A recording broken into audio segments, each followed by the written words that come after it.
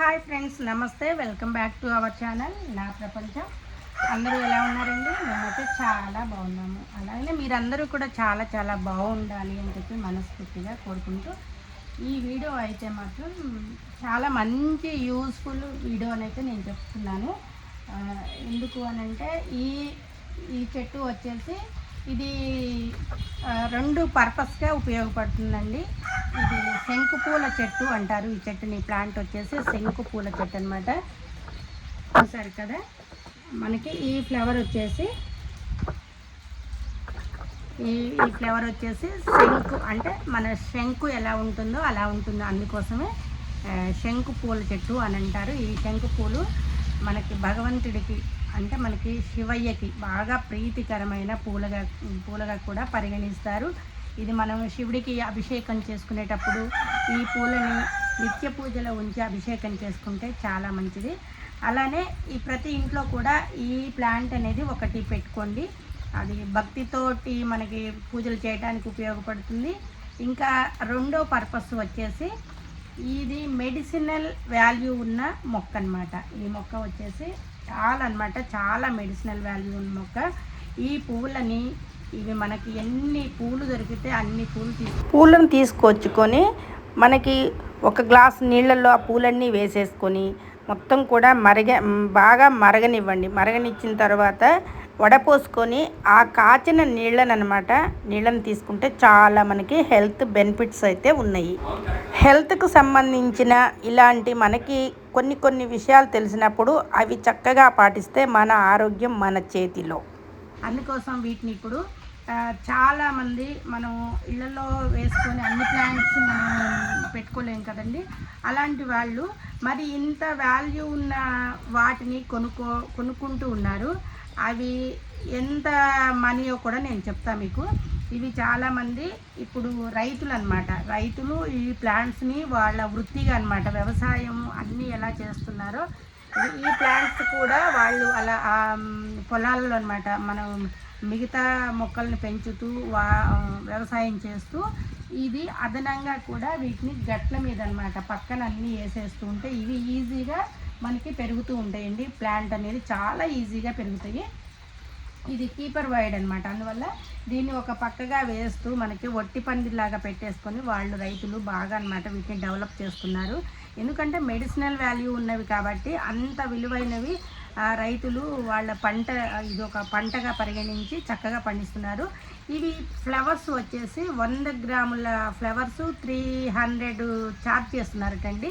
అంటే ఎంత కాస్ట్ ఉన్నాయో మీకు అర్థమైంది. దీని వాల్యూ ఎంతో కూడా మీకు తెలిసినట్టు ఉంటుంది, ఇప్పుడైతే తెలిసే ఉంటుంది.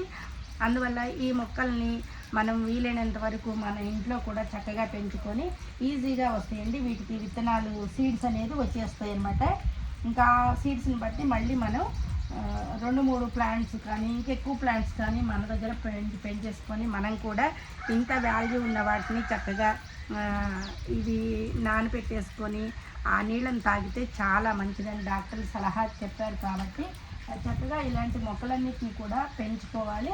ఈ మనకి మెడిసినల్ వాల్యూ ప్లాంట్స్ ఏవైనా మనకి తెలియకపోయినా కానీ చక్కగా తెలుసుకొని వాటిని పెంచాలని చెప్పి నేనైతే కోరుకుంటున్నాను. మా దగ్గర అయితే మాత్రం మంచిగా అన్నమాట చాలా ఫ్లవర్స్ వస్తున్నాయి. ప్రతిరోజు కూడా నేనైతే దేవుడికి పెడుతూ ఉన్నాను.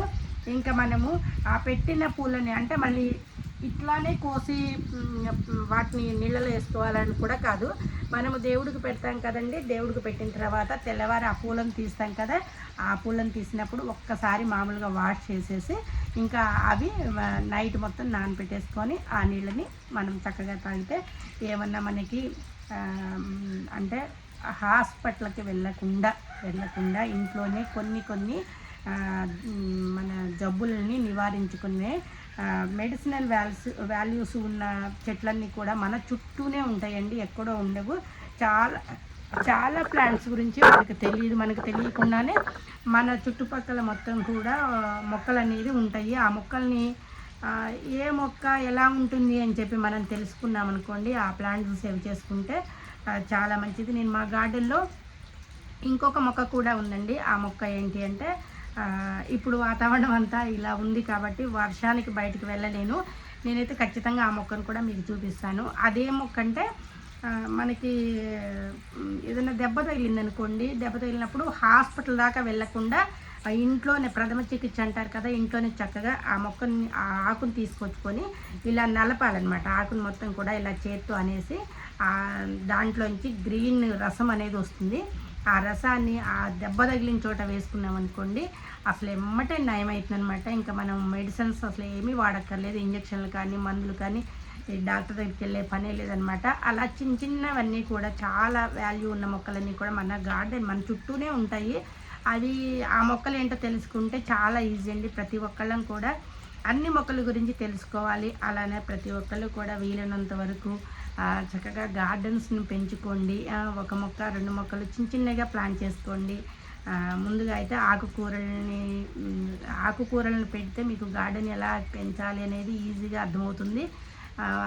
1, 2 మొక్కలను వేసుకున్నారనుకోండి, నెక్స్ట్ మీరే మళ్ళీ ఇంకా కొన్ని మొక్కలు వేసుకోవాలి అనుకుంటారు. ఈరోజు వీడియో అయితే మాత్రం అండి ఈ శంకు పూల గురించి అనమాట. ఈ శంకు పూల చెట్టుకి ఉన్న వాల్యూ ఏంటి అనేది ఈ వీడియోలో మీకైతే చెప్పాను. మీ అందరికీ చాలా వరకు నచ్చే ఉంటుంది అని చెప్పి మనసారా కోరుకుంటున్నాను. ధన్యవాదాలండి.